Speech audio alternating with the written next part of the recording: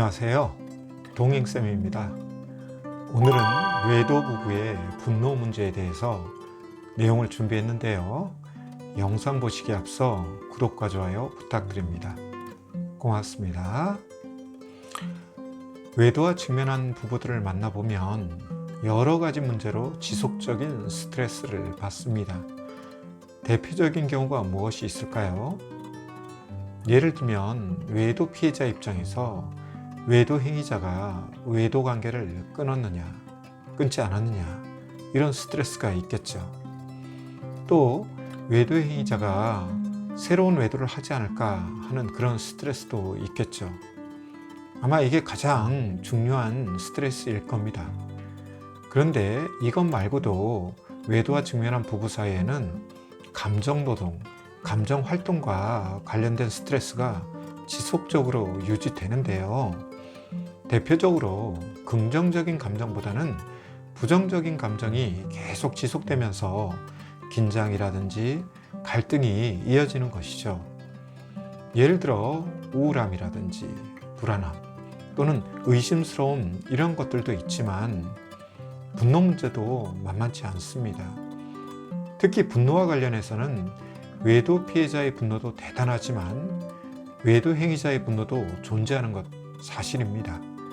여기에 대해서 외도 피해자는 적반하장이다 이렇게 주장할 수는 있지만 사실 그런 관점뿐만 아니라 다른 관점에서도 이것을 바라볼 수가 있는데요.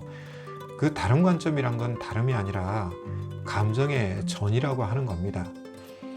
감정은 전이 되는 힘이 있거든요. 이걸 병리적으로 설명하면 전염되는 힘이 있다 이렇게 표현할 수 있습니다. 쉽게 말해서 아주 즐겁고 기쁜 사람 옆에 있으면 여러분 어떠세요? 기쁘고 즐거움이 전달되지 않나요? 그래서 많은 사람들이 개그 콘서트라든지 이런 즐거운 예능, 이런 것들을 보는 것도 뭐냐면 그 속에서 재미도 물론 느끼겠지만 즐거움이라고 하는 거, 유쾌함이라고 하는 그 감정을 전이받는 거거든요. 그렇다면 부정적 감정은 어떤가요? 우울한 사람 옆에 가 있으면 왠지 모르게 우울감이 이렇게 다가옵니다. 또 불안한 사람 옆에 가 있어도 마찬가지예요. 불안한 사람이 어떤 이유에서든지 불안함을 표출하면 그 옆에 있는 사람이 같이 전이받다가 이것이 집단 불안으로 발전하면 패닉이 되는 거죠.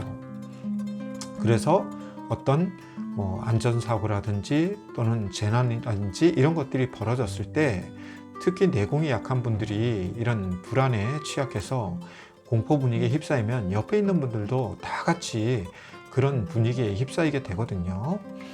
그러면 분노는 어떤가요? 분노도 동일합니다. 분노도 전이 되는 힘이 있습니다. 그래서 이유에 어찌 되었든지 간에 한 사람의 분노가 그 임계치를 넘어서고 그 임계치 넘어선 상태가 계속 지속되면요, 그 반대편에 서 있는 사람도 똑같이 감정의 전이를 받기 때문에 분노합니다. 따라서 외도 피해자가 분노하게 되면 처음에는 외도 행위자가 일명 깨갱하면서 자신이 잘못한 게 있으니까 저자세를 보이거나 참거나 그러지만 이것이 계속 지속되거나 반복되게 되면 어떻게 돼요? 외도 행위자도 분노하게 되거든요. 즉 감정의 전이를 받은 것이 더 합리적인 설명이지 적반하장이다 하는 것은 그렇게 느낀다면 어쩔 수 없지만 꼭 그렇게만 바라볼 필요는 없다. 따라서 외도와 직면한 부부들이 이런 분노 때문에 감정 노동이 심하고 경우에 따라서는 감정 폭발이 되면서 외도 문제도 해결하지 못하고 부부관계도 회복하지 못하고 그래서 결국 외도를 극복하지 못하는 상황에 처해 있다 그러면 사실은 이 분노 문제 하나만으로도 상담 치료 등을 통해서 뭔가 치료적 작업이 필요하거든요. 여기서 잠시 곁다리로 나가서 우리가 한번 생각해 볼 점이 있는데요. 여러분들 우울장애나 편집장애 또는 불안장애 이런 단어들 들어보신 적 있죠? 그럼 분노하고 관련해서는 어떤 장애가 존재할까요? 분노장애라는 말 들어보신 적 있으세요? 그건 좀 생소하죠. 대신에 분노조절장애라는 말은 아마 들어보셨을 겁니다. 다른 심리적 장애와 다르게 분노장애는 없고요. 분노 조절 장애라는 건 있거든요. 그 말은 무엇을 뜻할까요? 분노 그 자체가 문제라기보다는 분노를 조절하지 못하는 것이 문제다. 그렇기 때문에 분노 장애는 없지만 분노 조절 장애는 있다는 것이죠. 외도 피해자가 분노 조절 장애가 있든 외도 행위자가 분노 조절 장애가 있든 아니면 두 분이 다 분노 조절 장애가 있든 하여간 분노는 조절을 하지 못하게 되면 여러 가지 부작용과 후유증이 생기는데요. 그것의 종착점은 뭐냐? 결국은 분노 조절을 못함으로 인해서 화병이 걸리는 거죠. 한국인들한테 있다는 화병, 전 세계인들한테 화병이라고 하는 표시로 등록되어 있다고 제가 알고 있는데요. 왜 이런 현상이 벌어질까요? 그것은 분노할 거리가 있어서 그런 것도 있지만 이 분노를 조절하지 못하고 반복적으로 습관적으로 분노를 내다 보면 어느 순간 분노 중독이 되어버리고 그것이 이제 화병으로 자리를 하는 거죠. 그리고 이 분노라고 하는 것이 일반적으로 우리가 화라고 그러잖아요. 화를 한자로 쓰면 무슨 한자를 쓰는지 아세요? 불화자를 씁니다. 따라서 분노 낼 거리가 있다 하더라도 분노를 잘못 사용하다 보면 화상을 입게 되는 거죠. 1차적으로는 분노를 내는 사람이 화상을 입고요. 그 다음에 분노의 대상자가 화상을 입겠죠. 따라서 분노라고 하는 것은 필요하죠. 비유적으로 불은 필요하지 않습니까? 그런데 그 불을 잘못 다스리면 어떻게 된다? 우리 집도 태워버리고 옆집에도 피해를 줄 수 있고 이렇게 될 수 있기 때문에 양가적인 부분이 있고 따라서 불 관리를 잘해야 하듯이 분노라고 하는 감정도 잘 다스려야 하는 문제가 있어요. 그리고 외도에 대한 문제 해결 또 외도에 대한 극복 이런 관점에서 볼 때 여러 가지 감정들이 복잡하고 복합적으로 작용을 합니다만 제가 상담 현장에서 봤을 때 가장 1차적으로 큰 영향을 미치는 감정이 있다 그러면 바로 이 분노라고 하는 감정이에요. 그리고 실제로 상담을 의뢰하는 외도 행위자도 있을 수 있고 외도 피해자들도 있는데요. 이분들이 제일 먼저 토로하는 게 뭐냐면 우라가 올라와서 미치겠다. 분노가 자꾸 터져서 미치겠다. 이런 말씀을 많이 하시거든요. 그래서 이 분노가 굉장히 중요한데 많은 사람들은 이 분노를 내지 말아야지 하면서 억압하는 억압기제를 사용하거나 반대로 분노를 조절하지 못해서 폭발해버리는 이런 양극단적인 모습의 분노 처리 방법을 사용합니다. 1차적으로 분노를 억압하는 분들이 있는데요. 일명 참는다 하는 거죠. 그런데 이 분노를 참는다고 하는 게 얼마나 위험한 것이냐면 다른 예를 들어서 와상 환자가 있을 경우에 주로 이제 누워 계시잖아요. 누워 계시다 보면 등이나 엉덩이 이런 곳에 곰거나 또는 욕창이 생깁니다. 이 욕창이라고 하는 게 뭡니까? 살이 썩는 걸 말을 하잖아요. 썩는다고 하는 것은 재생이 되면 다행인데 재생이 안 되면 굉장히 큰 고통 또 문제를 만들거든요. 이와 비슷하게 분노를 억압하고 참게 되면 어떻게 될까요? 감정 또는 마음에 욕창이 생겨서 더 후유증, 부작용이 생기는 거죠. 그리고 그것이 참는다고 사라지는 것이 아니라 누적되는 거기 때문에 한 번씩 참을 때마다 수류탄이 하나씩 누적됐는데 만약에 100번을 참았다. 그럼 만약에 100개가 터지면 어떻게 될까요? 그게 바로 핵폭탄이 아니겠습니까? 그래서 사실은 감정을 억압하는 것은 그렇게 감정을 해결하는 데 있어서 효과적인 방법이 아닙니다. 두 번째로 감정을 그러면 그때그때마다 폭발하는 것은 어떨까요? 물론 모아놓는 것보다는 상대적으로 나은 방법일 수 있지만 방금 전에도 제가 말씀드린 것처럼 자꾸 그게 습관화가 되고 반복적으로 하게 되면 거기에 대한 중독이 돼버리거든요. 그래서 나중에는 화를 내지 않아야 될 때도 화를 낸다거나 또는 분노를 조절해야지 하는데 이 조절 밸브가 고장나서 조절하지 못하는 경우가 생기죠. 대표적인 예를 하나 든다면 외도가 됐든 가정폭력이 됐든 각종 중독이 됐든 이제 부부가 여러 가지 갈등과 그다음에 밀당 속에서 우리는 더 이상 부부로서 살지 못하겠다 하면서 이제 이혼을 하는 경우가 있습니다. 물론 결혼도 자유이듯이 이혼도 자유잖아요. 그런데 이혼 이후에 이제 꼴보기 싫은 배우자는 사라졌는데 그 다음에 남는 게 뭐가 있을까요? 1차적으로는 외로움이라든지 씁쓸함이라든지 서글픔이라든지 또는 고독함이라든지 이런 것들이 몰려오지만, 또 한편으로는 전 배우자에 대한 그 원망 또는 화, 분노 이런 것들이 막 솟구쳐 오르거든요. 심지어 내 눈앞에 보이지 않음에도 불구하고 그게 막 올라온단 말이에요. 무엇 때문에 올라올까요? 이혼하는 과정 속에서 또는 이혼하기 전 결혼 생활 속에서 계속 분노하고 짜증내고 화내고 했던 게 이제 습관화가 되고 이것이 그냥 중독화가 돼버린 거죠. 그래서 이혼 이후에도 이런 감정 때문에 힘들어 하시는 분들이 있거든요.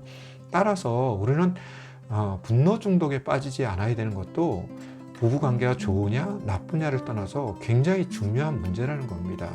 더군다나 결혼 생활 중에도 이런 문제가 중요하지만 이혼 이후에도 영향을 미치고 만에 하나 재혼을 하더라도 이 중독된 거는 계속 이어지기 때문에 굉장히 중요하거든요. 그러면 여러분들 중에는 이런 질문을 할 거예요. 선생님, 그러면 분노를 억압하지도 말라 그러고 분노를 또 폭발하지도 말라 그러면 당신이 줄 수 있는 솔루션이 뭐예요? 이렇게 이제 저에게 질문할 수도 있잖아요. 만약에 이런 질문을 제 이 영상을 보면서 들었다면 당신은 굉장히 지혜로운 사람입니다. 거기에 대해서 사실은 이야기하고 싶어서 오늘 영상을 찍는 거거든요. 뭐 여러분들을 타박하거나 또는 비난하거나 그럴 목적은 전혀 없습니다.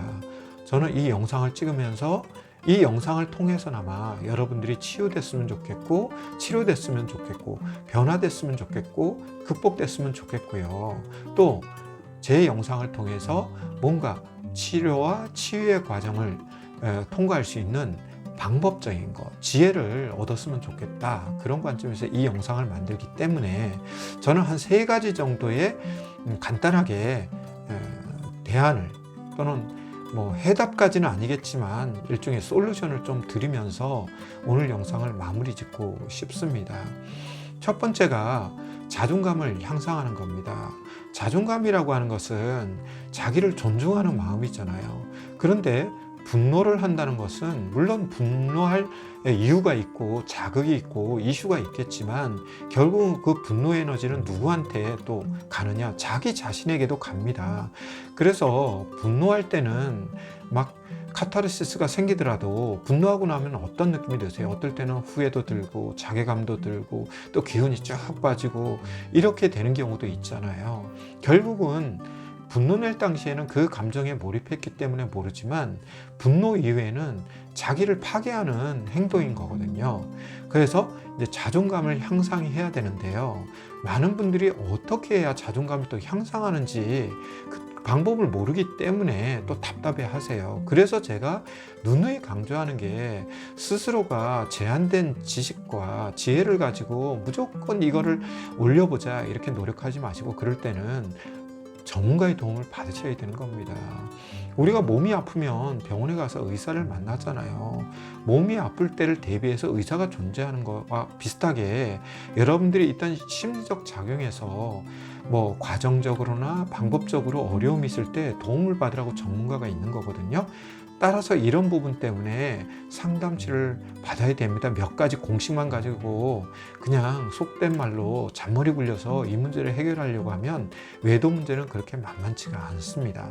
그래서 자존감을 향상해야 된다가 첫 번째고요. 두 번째는 자기 감정을 탐색하고 분석하고 관찰하는 그런 지혜가 필요합니다. 비록 상대방이 나에게 자극을 주고 또한 어떤 이슈를 끌고 와서 나를 분노하게 만들었지만 결국 내가 폭발하는 분노는 나의 감정이거든요. 그런데 많은 분들은 자신이 분노를 내면서 자신의 감정에 대해서 둔감해요. 옆에 있는 사람이 뭐 그렇게까지 분노하실 이유가 있나요? 이러면 분노했다는 거 인정도 안 하시고 내가 언제 화를 냈습니까? 내가 언제 분노했습니까? 또는 아니 저 사람이 저렇게 하지 않으면 내가 왜 분노를 내겠습니까? 하면서 어떤 이유를 찾고 인과관계만 찾으려고 자꾸 하시는데요. 결국은 인과관계가 있다 하더라도 내가 내 마음속에 있는 수많은 감정 중에서 분노란 감정을 꺼내온 거거든요. 선택한 거거든요. 이것을 자기가 자각하고 여기에 대해서 관찰이라든지 탐색이라든지 분석이 돼야만이 그 다음에 무엇을 할 수 있다? 문제를 해결할 수 있고 마음의 상처를 치료할 수 있거든요. 그런데 부인한다거나 또는 회피한다거나 이렇게 됐을 때는 일단 다른 걸 떠나서 마음의 치료라고 하는 것은 멀어집니다. 한번 생각해 보십시오. 여러분한테 암이란 게 있는데 당연히 병원에 가면 여러 가지 검사나 뭐 조사를 하겠죠. 그래서 의사가 암세포가 있는데 이것은 뭐 약물 치료를 해야 됩니다. 또는 뭐 수술을 해야 됩니다. 뭐 이런 이야기를 하겠죠. 그런데 환자가 뭐 자기 고통은 알지만 난 암은 아니에요. 이렇게 부인하면 수술 때 올라갈까요? 약물을 드실까요? 안 드실 거 아니겠습니까? 이런 걸 보고 우리가 비상식이라고 하고 비상식을 뭐라 그래요? 비정상이라고 하는 겁니다.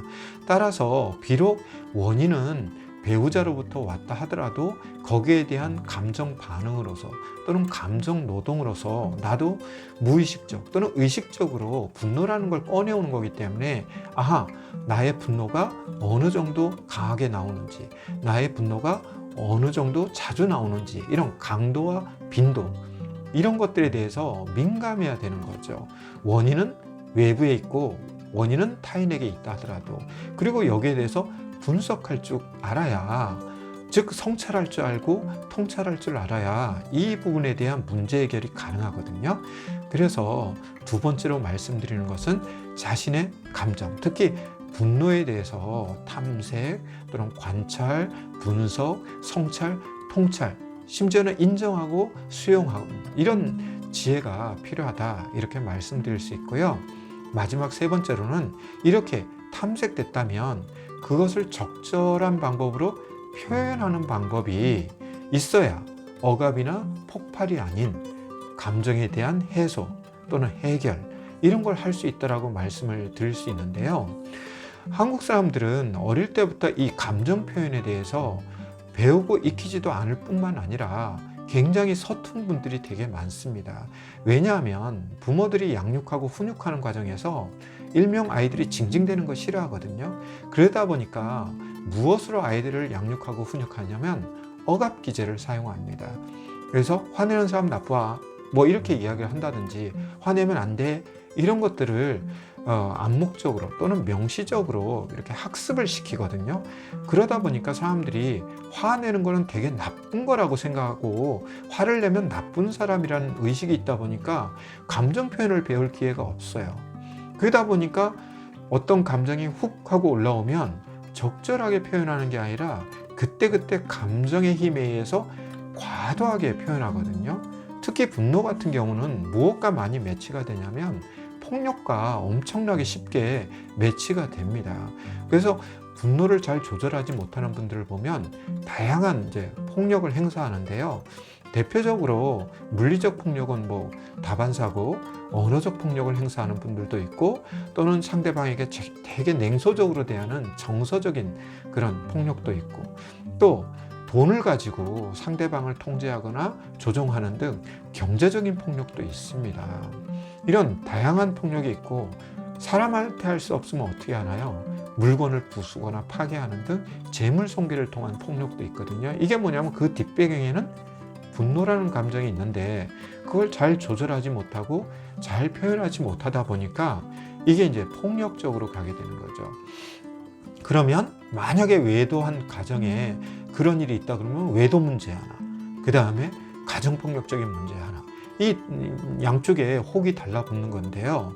따라서 이 감정 표현에 대해서 아주 소프트하게, 적절하게, 그리고 설득적으로 할 수 있는 것을 모른다면 이건 역시 배우고 익혀야 하지 않겠습니까? 즉 학습해야 하지 않겠습니까? 이런 것들을 위해서 상담 치료라는 게 존재하는 거거든요.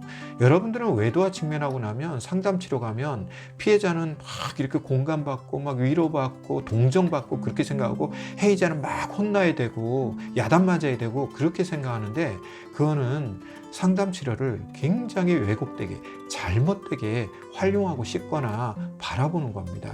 상담 치료는 그런 게 아닙니다.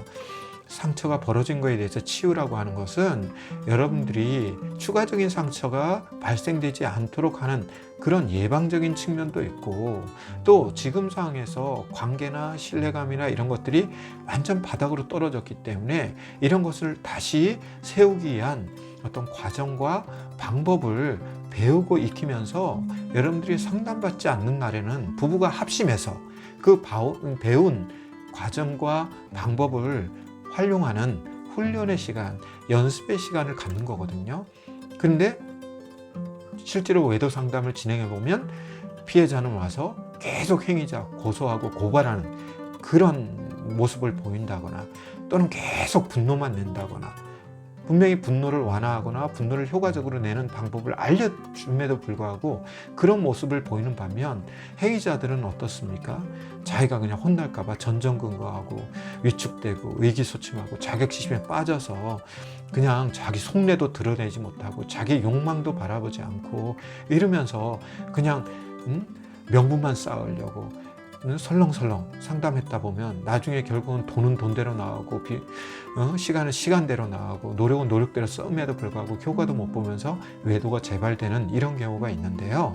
여러분들 상담 치료에 대해서 오해를 하시면 안 됩니다.